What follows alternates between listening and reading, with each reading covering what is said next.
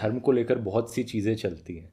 एक और चीज़ जो एसोसिएटेड है धर्म से, मैं वो कहूँगा है भक्ति। तो भक्ति कई प्रकार की हो सकती है, जैसे मीराबाई भक्ति करती थी कृष्ण भगवान की, तो वो एक ऐसी भक्ति थी जिसमें वो पूरा मगन हो जाती थी।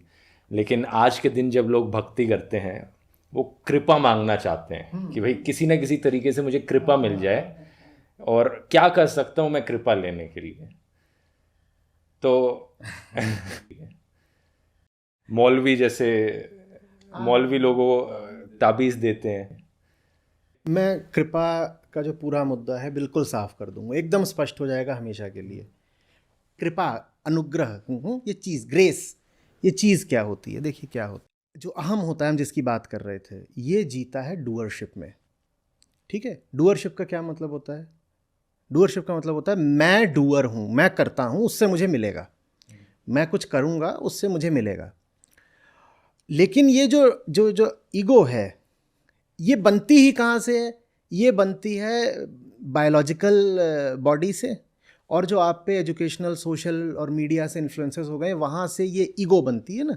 इसीलिए एक आदमी अलग तरीके से सोचता है और दूसरा अलग तरीके से सोचता है, क्योंकि पहली बात तो शरीर से अलग है, ठीक है, डीएनए अलग है उनका, जेंडर हो सकता है उनका अलग अलग हो, और उनकी अपब्रिंगिंग बहुत अलग तरीके से हुई। एक यूएस में है कैथोलिक, ठीक है, और एक इंडिया में है, वो मान लीजिए ओबीसी है, ठीक है, और एक चाइना में है जहाँ जहाँ रिलीजन एक तरीके से वर्जित कर दिया गया है। इन तीन लोगों की सोच एक तरह की कभी हो ही नहीं पाएगी, है ना। कुछ तो इसलिए क्योंकि ये शरीर से भिन्न है, हम पैदा ही अलग अलग होते हैं, और ज़्यादा इसलिए क्योंकि इनकी जो अपब्रिंगिंग हुई है वही बहुत अलग अलग हुई है। तो अब ईगो बनती है डूअर, ठीक है, थोड़ा लंबा रास्ता लेना पड़ेगा, अगर बात समझनी है तो ये रास्ता ज़रूरी है। अब ईगो बनती है डूअर, लेकिन ये जो डूअर है ये खुद बहुत छोटी चीज़ है, क्योंकि ये एक कंस्ट्रेंड कंडीशनिंग का परिणाम है। भाई आप पर जो एक्सपीरियंसेस हुए हैं उसी से आपकी ईगो बनती है। यूएस कैथोलिक की ईगो अलग होगी, और जो इंडियन ब्राह्मण है उसकी ईगो अलग होगी, क्योंकि उनके दोनों के एक्सपीरियंस अलग हुए हैं, दोनों पर जो इन्फ्लुएंस डाले गए हैं बचपन से, वो बिल्कुल, जो दोनों का कल्चर कह सकते हो, कंडीशनिंग कह सकते हो, दोनों की बिल्कुल अलग अलग रही है। लेकिन ये जो ईगो है, इसमें ठसक बहुत ज़्यादा होती है। ये कहती है मैं ही करके दिखा दूंगी, मैं ही करके दिखा दूंगी। अब तुम चीज़ ही बहुत छोटी हो, क्योंकि तुमको कुछ कुछ अनुभव मिले अपने पिछले 20-25 साल के जीवन में, उसी से तुम्हारा निर्माण हो गया। लेकिन तुम्हारा कहना ये है मैं ये करूँगा, मैं वो करूँगा, यहाँ तक कि जो तुमने नहीं भी करा होता है तुम उसका भी क्रेडिट ले रहे होते हो। उदाहरण के लिए, मैं सांस ले रहा हूँ, मैं सांस ले रहा हूँ, जो कि आप नहीं भी कर रहे हो, लेकिन ईगो बोलना चाहती है कि मैंने किया। जो कुछ आपके साथ सिर्फ एक्सीडेंटली हो रहा होता है, और ज़्यादातर चीज़ें ना हमारे साथ सिर्फ रैंडमली और एक्सीडेंटली हो रही होती हैं, ईगो को बड़ा बुरा लगता है मानना। उदाहरण के लिए, ये पहले से तय होता है, एक जवान लड़का है, उसके सामने एक खास तरह की जवान सूरत आ जाए लड़की की, वो फिसल जाएगा, लेकिन वो बोलेगा मैंने प्यार किया। साहब आपने प्यार किया नहीं, बिल्कुल तय करके आपको प्यार करवाया जा सकता है, एकदम सेटिंग करके आपको प्यार करवाया जा सकता है, और बिल्कुल ऐसा हो जाएगा। यहां तक कि अब सीधी सीधी रिसर्च अवेलेबल है, जहां आप 8-10 साल के हो, ठीक तभी आपका मनोविश्लेषण करके बताया जा सकता है कि आपको किस चेहरे मोहरे आकृति फिगर की लड़की पसंद आने वाली है 18 की उम्र में। तो 18 की उम्र से 10 साल पहले ही ये तय है कि आपको कैसी लड़की पसंद आएगी, क्योंकि वो चीज़ आपके डीएनए में बैठी हुई है, आपने करा नहीं है, वो आपके डीएनए में बैठी हुई है, एक्सीडेंटल है, रैंडम है, जैसे बर्थ रैंडम होता है। लेकिन हम कहते हैं हमने किया। तो the ego loves to claim doership, ठीक है, लेकिन उस डूअरशिप तो कुछ हो तो पाता नहीं है, क्योंकि ईगो बहुत छोटी चीज़ है।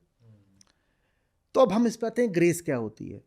जब ईगो अपनी लिमिटेशन देख लेती है तो वो अपनी लिमिटेशन से आगे निकल जाती है। आपके ही भीतर जो बहुत बड़ा पोटेंशियल है, जो आपसे ही छुपा हुआ था, क्योंकि आप अपने छोटे से दायरे में रहना चाहते थे, वो पोटेंशियल आपको उपलब्ध होने लगता है, अवेलेबल। वो ग्रेस है। ग्रेस कहीं बाहर से नहीं आती, आपके ही भीतर जो अनंत शक्ति का भंडार है। आपको, किसी इंसान को नहीं पता होता कि वो कितना ज़्यादा सामर्थ्य, ताकत रखता है। हम 80 साल जी करके मर जाते हैं बिना अपनी ही ताकत से कभी रूबरू हुए। जो व्यक्ति अपने आप को जानने लगता है, अपनी ईगो से थोड़ा हटने लगता है, उसके बहुत सारे इनर रिजर्व्स खुलने लगते हैं। That is grace. ग्रेस कहीं बाहर से नहीं आ सकती। ग्रेस सिर्फ तब आ सकती है जब आप अपनी ईगो को साइड रखो, आप ही न जाने क्या हो जाते हो। अब जैसे रामायण में, फिर मानस में आता है ना, अभी कितना सुंदर प्रसंग है, लेकिन उसका जो जो छुपा हुआ अर्थ है उससे हम बिल्कुल चूक जाते हैं। अब हनुमान है, उनके पास सामर्थ्य है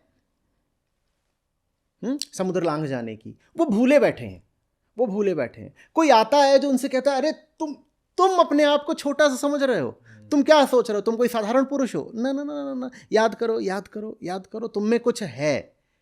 और वही व्यक्ति जो अभी तक कह रहा था काम कैसे हो पाएगा, ये तो इतना लंबा समुद्र है, मैं कैसे लांघ पाऊंगा, मैं हूं ना, मैं करके दिखाऊंगा। और ये कोई पूरी गपबाजी नहीं है, ये ऐसा नहीं है कि कोई एरोगेंट हो गया है और छोटा मुंह बड़ी बात कर रहा है। सचमुच आप जग गए हो, सचमुच आपके भीतर कुछ ऐसा है जो अभी तक आपको अनअवेलेबल था और उसकी अब आपको चाबी मिल गई है, उसको ग्रेस बोलते हैं। So grace is nothing but a transcendence of your own inner limitations। किसी ने कहा है, बहुत खूबसूरत कहावत है, it was a western thinker, अभी मुझे नाम नहीं याद आएगा, कोई बाद में आप लिख दीजिएगा जब होगा तो। आपको सबसे ज़्यादा डर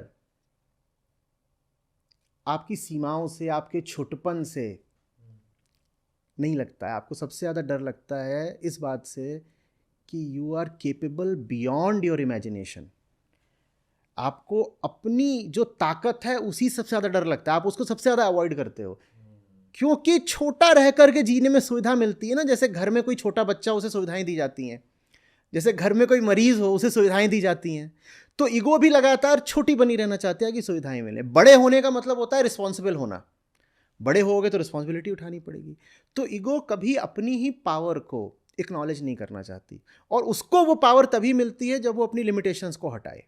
जब तक ईगो बोलेगी कि सिर्फ मैं हूँ अहम, या बोलेगी अहम देहास्मि, ठीक है, तब तक उसको जो उसकी ही इनर पावर है वो अवेलेबल नहीं होती है। और जैसे ही वो कहती है I am prepared to set aside all that is biological and social, then it becomes immeasurable, अनंत, उसको कृपा कहते हैं, वो ग्रेस है। ग्रेस ऐसी चीज़ नहीं होती वो जो आप समोसा कचौड़ी वगैरह की बात कर रहे हैं, क्या कैसी बातें हो रही हैं, समझ में नहीं आ रहा।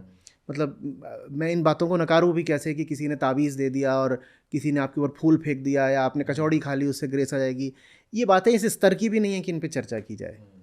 ज़्यादातर बातें देखिए जो